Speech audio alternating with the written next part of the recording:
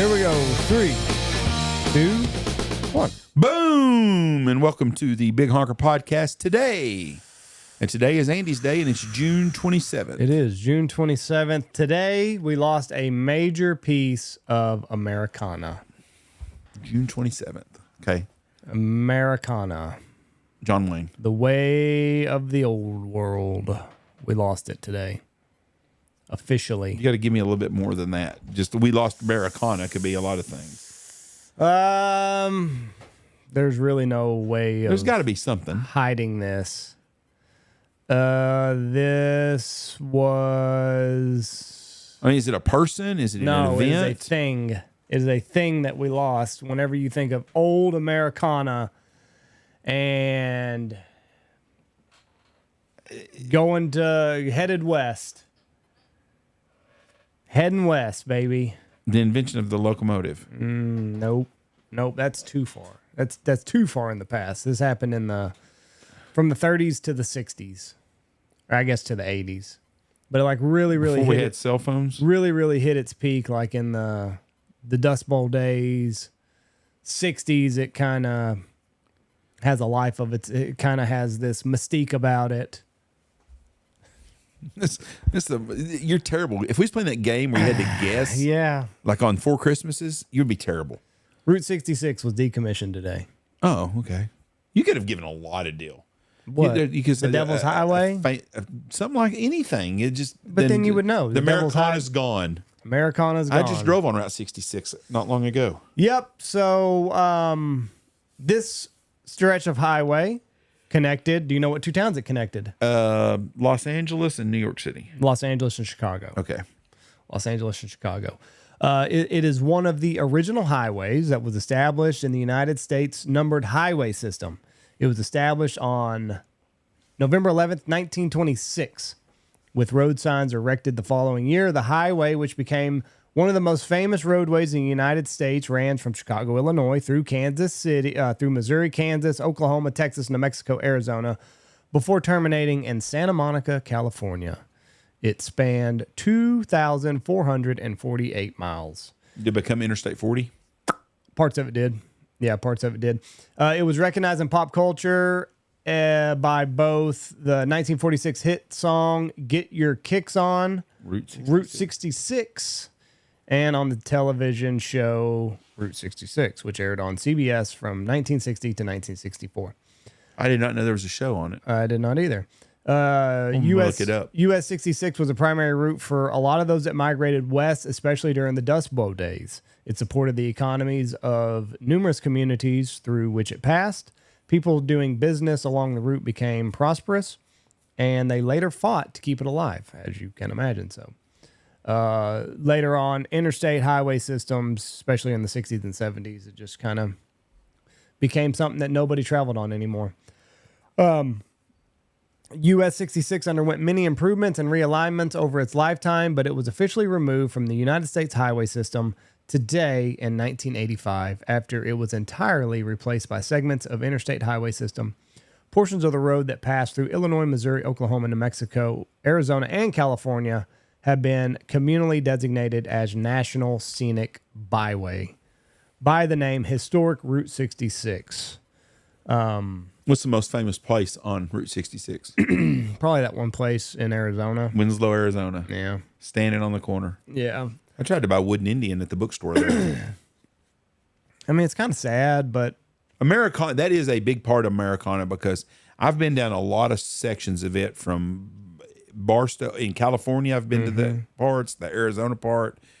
Clinton, Oklahoma's got a lot of stuff on it. Outside of Amarillo, there is. I mean,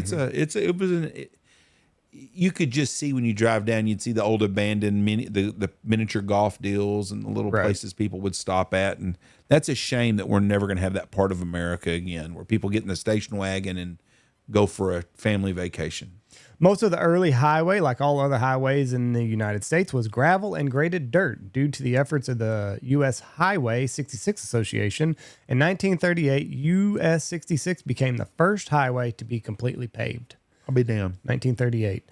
Several places were dangerous. More than one part of the highway was named Bloody 66 and gradually worked on There was one section through the Black Hills Mountain outside of Oatman, Arizona. A lot of hairpin turns, and it was the steepest along that route. I'm assuming that's around Flagstaff then, probably. Yeah, it might be. Despite its dangerous roads, people still drove on it. Notable buildings, including the Art Deco-styled U-Drop Inn, constructed in 1936 in Shamrock, which is east of Amarillo, for those of you that don't know. Listed on the National Register of Historic Places.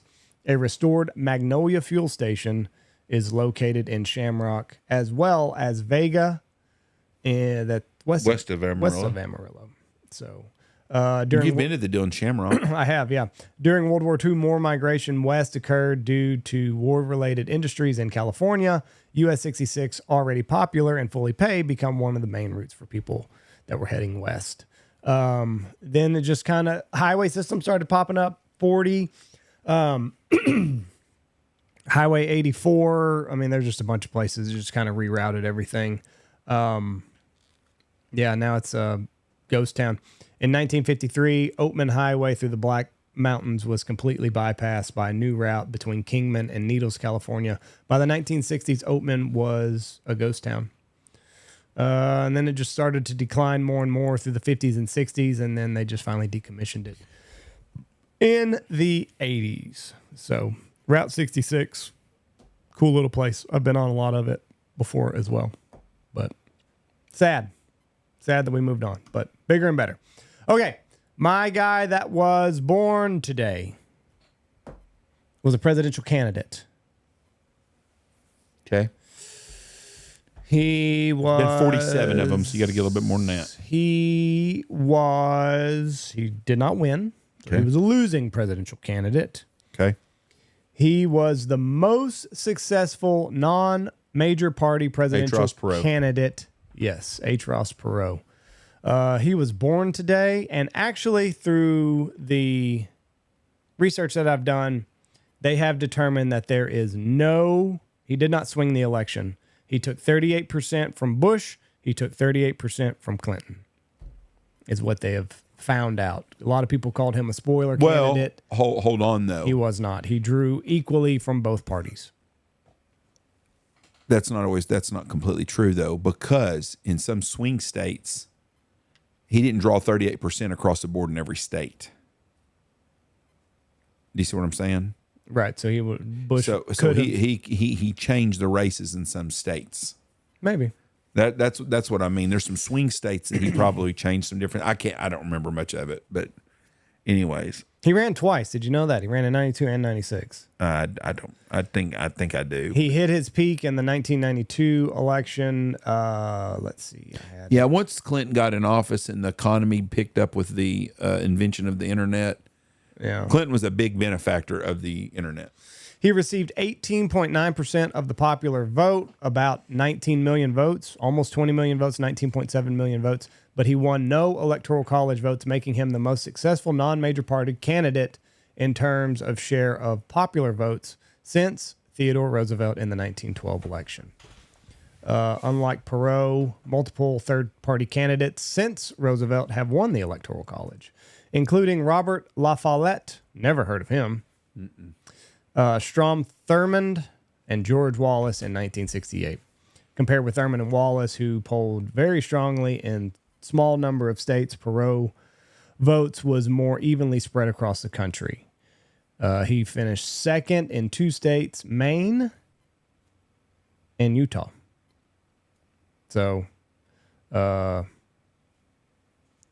Maine, Perot received 30% of the vote ahead of part-time resident Bush, who received just hair fractions difference. And then Clinton won that. And in Utah, he received 27% of the vote ahead of Clinton, who received 24% of the vote. Bush won Utah with 43%. So anyway, that is H. Ross Perot. And then he died in July at the age of 89. He ranks as the 167th richest man in the United States in 2016. Died of leukemia in Dallas, Texas. 89. Bet he didn't work out. All right, my guy that died today, I don't know any of his early work. Okay. But he became a part of a duo later in his career and made some of my favorite movies. He is an Academy Award winning actor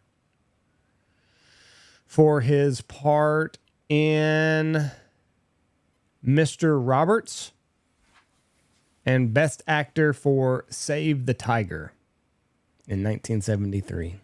Bruce Lee. Jack Lemmon. Oh, I like Jack Lemmon. Jack Lemmon. He Academy Awards for what now? He won Best Supporting Actor for Mr. Roberts in 1955 and Best Actor for Save the Tiger in 1973. I can honestly tell you I've never seen either one of those. He was also an Oscar nominated for Some Like It Hot, The Apartment, Days of Wine and Roses, The China Syndrome Tribute, and Missing. My favorite movies of his are Grumpy Old Man and Grumpier Old Man. Yeah, that's what I know him for. I've never seen any of his older works, but he did die today in 2001 at the age of 76 in Los Angeles, California. He was a sick kid growing up. By the time he was 12 years old, he had spent 2 years in the hospital, 2 years of his life in the hospital. Something along the lines of his inner ear was messed up. So, anyway, I guess I got that figured out. But yeah, I know him, Grumpy Old Man, Grumpier Old Men. I don't know anything about Some Like It Hot or any of those. No, I don't either. He got his breakthrough role whenever he worked. He worked with Billy Wilder. Don't know who that is either. He worked with him on 7 films. Their association began with the gender-bending comedy Some Like It Hot in 1959 with Tony Curtis and Marilyn Monroe. His role required him to perform 80% of his role in drag. People who knew his mother, Millie Lemon, said he mimicked her personality and even her hairstyle. Critic Pauline Kael said he was demonically funny in the part. So I guess he was a comedy guy the whole time. He starred along Shirley MacLaine in The Apartment, and then he began in 1966. I have seen that one. In 1966, he actually has his first role with Walter Matthau in The Fortune Cookie. They were a perfect duo. Hadn't seen it. And then he went on. Did they do The Odd Couple? Yeah. Yes. Odd Couple front page, Buddy Buddy. 1967, Lemon's production company, Jalem, produced the film Cool Hand Luke, which starred Paul Newman. Jack Lemmon was in Cool Hand Luke? Produced it. Oh, okay. He produced That's it. a great show. Never seen it. You've never seen... That's a very, very good movie.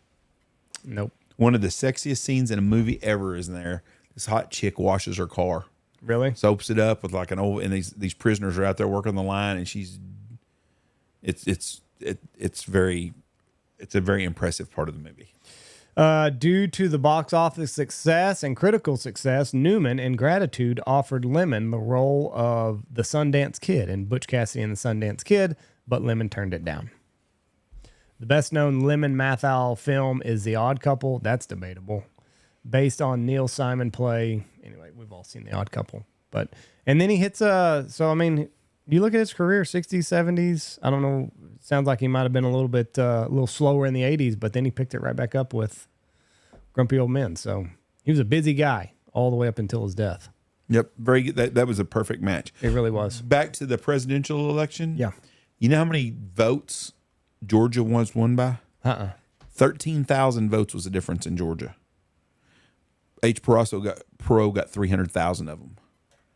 Right. Ohio. Who did you take it from? Well, that's what I'm saying. But the 38%, if you look into California, and he got, I don't know where he took 38% of the votes at from each place, but Georgia was won by, he had over 300,000 votes, was 13,000 votes. Yeah. Then in Ohio, he had over 1 million votes in Ohio, and it was less than 100,000. So I don't know that I don't buy that it didn't swing some states, because it probably did. I'm not saying that George Bush would have won the election, but who knows? You'll never know now. Nope. Doesn't matter. All right, everybody. Watch for deer. Thanks. Peace. God bless. Have a good weekend.